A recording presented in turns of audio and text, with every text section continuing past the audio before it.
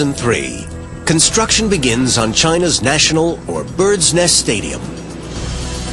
The Bird's Nest will stand upon Beijing's imperial axis. This is a line drawn through the city upon which lie many of its important monuments. The Temple of Heaven, Tiananmen Square, and the Forbidden City. Extend the line out 8 kilometers and you reach the district of Chaoyang. For project manager Zhang Hongli, it's an honor to work on the stadium. We were very excited on the first day of construction because we'd been preparing for the project for a long time. The project starts with the first shovelful of dirt. That day marked the first step in turning the Bird's Nest from a design on paper into a real building.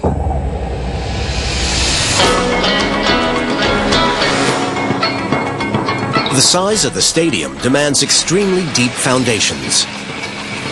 Piles must be driven up to 37 meters below the ground, far deeper than the average stadium.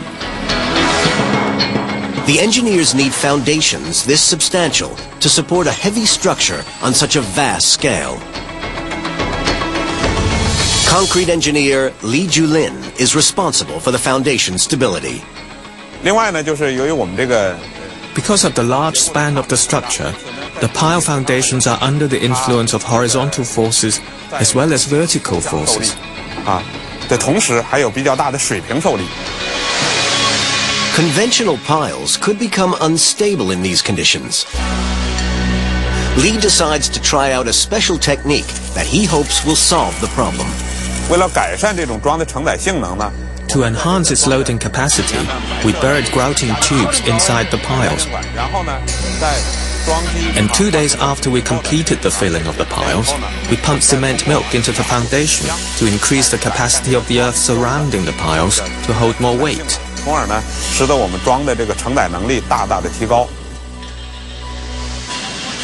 The cement pumped into the piles strengthens the surrounding ground, creating much stronger foundations. They've solved the first major construction challenge, but there will undoubtedly be many greater obstacles to overcome in the years ahead. For the engineers, the struggle is extremely important. There's prestige and honor to be won if they can complete the Olympic Stadium on time. The importance of this building is that it is a monument. This is the national stadium for the Olympic Games. This is the main venue. So it's important that it be a stunning monument.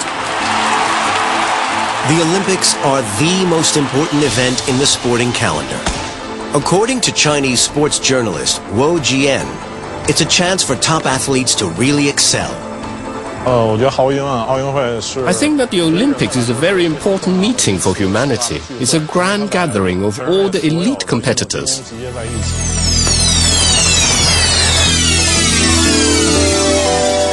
No expense will be spared, as sports are hugely important to the Chinese people.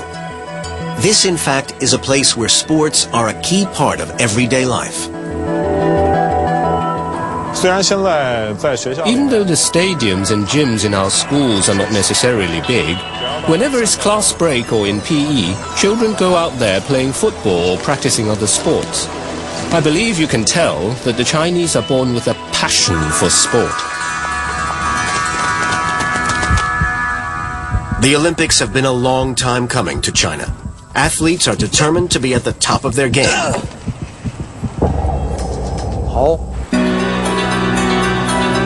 The 2008 Battle of the Olympians is fast approaching, and they've only just completed the foundations of the giant national stadium. Work is now poised to begin on the actual structure. Massive quantities of premium-grade steel will be needed for the stadium's distinctive exoskeleton. Lin Shuguang is in charge of steel manufacture. The total amount of steel needed in the Bird's Nest construction for the Olympic Games is around 70,000 tons. That's enough steel to build 2 aircraft carriers. Steel experts know that the quality and quantity of steel required is key. The design and structure of the Bird's Nest determined that ordinary steel was not able to meet the requirements. The bird's nest is such a wide and complex structure. It will be exposed to vast, unconventional forces. The structure needs to withstand a strong horizontal pulling force, unlike most common buildings, with a mostly vertical pulling force. The structure has a curved shape, and a pulling force exists between different parts. This will place a terrible strain on the midpoints of the beams at their furthest point from the supporting columns. If they use ordinary steel, the structure would be under a huge strain and even at risk of collapse. And the architects are determined there should be no additional columns. These would block the spectator's view. Ordinary steel isn't an option. They'll have to develop steel of a high enough grade that's up to the job. It takes 3 months, but finally, Lin develops the right alloy. Our company, Bao Steel, came up with a product for tall steel structures called Q35. The product has a very low content of harmful elements in the alloy, namely phosphate and sulfur. These elements are very hard to get rid of during the smelting process. It's the purest steel ever developed in China and has extraordinary properties.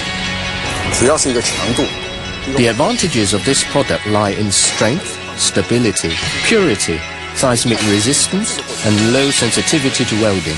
The last trait is a very useful one during welding procedures. They've invested time and money, but have now developed the perfect raw material for the job ahead.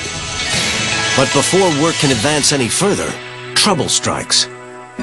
High demand for raw steel throughout China and the wider world is having a devastating impact. The market price for steel went up with the price of minerals. With the fast development of infrastructure in China in recent years, the demand for steel has been growing as well. It could have serious repercussions on the bird's nest project. Spiraling costs could even make the design non-viable. On the surface, everybody is supportive of the Olympic Games. However, there are certain groups that have wondered whether or not the Games were worth all the time and effort that have been put into them. Some critics openly attack the bird's nest design.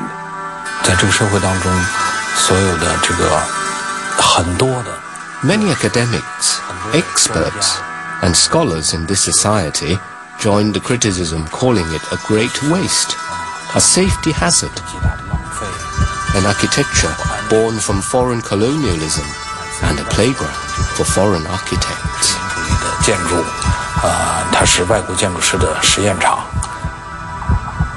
The Chinese government unequivocally backed the Olympics. However, there's concern over the escalating cost of the Olympic projects. In July 2004, all Olympic construction is suspended in order to review the plans. For the architects and engineers, it's the nightmare scenario. If their detractors get their way, the design could be scrapped or radically altered. There were even experts who proposed changing the stadium into a square one, or to remove the exterior completely and leave only the audience's section. In January 2005, the government makes its decision. The amount of steel that went into the lattice work for the bird's nest was scaled back. The retractable roof was eliminated as ways of cost-saving measures that kept the overall look and design, but some of the added extras, the bells and whistles, were eliminated. It's a vote of confidence in Herzog and de Meuron. But with the retractable part of the roof scrapped, it's back to the drawing board. Well, the first thing, removing the retractable roof allows us to increase this aperture size, because at the moment that's being controlled by the size of the moving roof. Is that going to be a possibility? We should run some studies. Losing the stadium's retractable roof alone will save 15,000 tons of steel. No bad thing in the midst of an international steel shortage. These changes will shave a very considerable $50 million from construction costs. And there's another benefit. With the retractable roof gone, they're free to design a roof that's open in the middle. Now they'll have a brighter, less enclosed stadium, a great improvement for spectators. But the delays have cost them 6 precious months. There's no way to complete the job by the original deadline of December 2006. Instead, they'll be lucky to make it by early 2008, and that's cutting it fine for the Olympics.